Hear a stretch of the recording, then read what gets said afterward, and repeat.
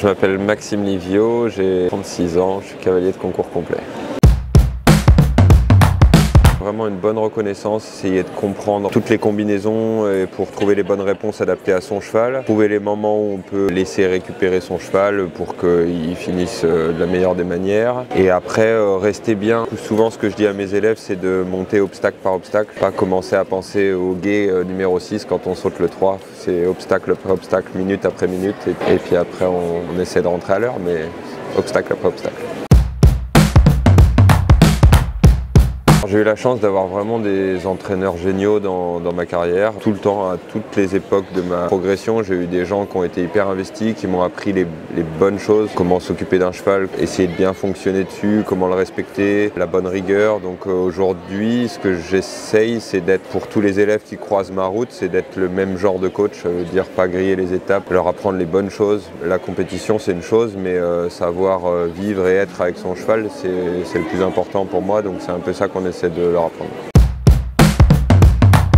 J'ai amené le cheval que je monte tout le temps dans ces épreuves-là, qui est vraiment un super cheval, qui s'appelle Prince. On est arrivé hier, on a passé la visite hier soir, on a fait le tirage au sort, j'ai le numéro 12 sur 18 partants. C'est pas mal, j'aurais assez d'informations, mais j'ai deux des meilleurs concurrents qui sont après moi, donc je pourrais pas voir ce qu'ils ont fait, donc je vais devoir prendre un peu de risque pour leur mettre la pression ce soir. Ce matin, on a fait la warm-up, j'ai pas sauté d'obstacle parce que c'est un cheval qui est très expérimenté, donc je préfère l'économiser pour ce soir, mais je l'ai pas mal promené, il a l'air très bien. Je le connais, il est en train de se mettre en mode compétition. Là, il était déjà à chercher, à écouter toutes les consignes. C'est vraiment un cheval incroyable à monter. Donc ça va être une belle épreuve en France. Il y aura beaucoup de monde, d'ambiance. Il faudra être bien concentré et puis prendre un petit peu de risque si on veut répéter la 4e victoire d'affilée de cet hiver.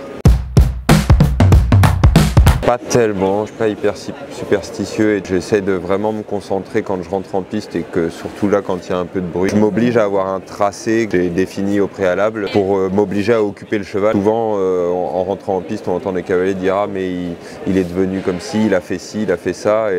Et moi je trouve que quand on s'oblige à faire un tracé précis, on sait où on va, du coup le cheval sait où on l'emmène et on garde la connexion avant de partir dans le parcours. Donc je n'ai pas de rituel, mais là quand je vais faire l'arco, à la fin de l'arco, je vais me dire je vais rentrer au trot, je vais passer là, là et là, et après ils vont me sonner, puis après je vais partir. Et le fait d'avoir ce plan en tête, ça évite de se déconcentrer, de sentir la pression qui monte, le public, le speaker, on reste concentré sur son cheval et ce qu'on doit faire jusqu'à la boîte de départ, et puis après c'est le parcours. Donc c'est pas vraiment un rituel, mais c'est un moyen de rester concentré.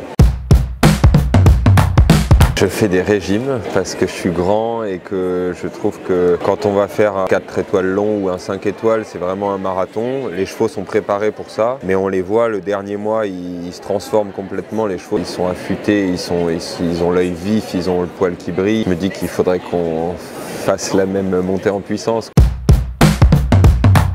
C'est un truc qui est assez génial parce qu'on est tout seul avec son cheval et on part dans un parcours. Nous, on est censé le connaître par cœur, mais on doit le faire découvrir à vitesse réelle au cheval. Et ça nécessite vraiment d'avoir une vraie complicité avec Prince. Par exemple, je le monte les rênes mi-longues et puis j'ai l'impression de même pas donner vraiment des consignes avec mes aides. J'ai l'impression de penser et qui comprend ce qu'il faut faire. Donc, ça, c'est assez génial quand on en arrive là. C'est un gros travail, il faut vraiment prendre son temps pour que les chevaux s'amusent d'abord.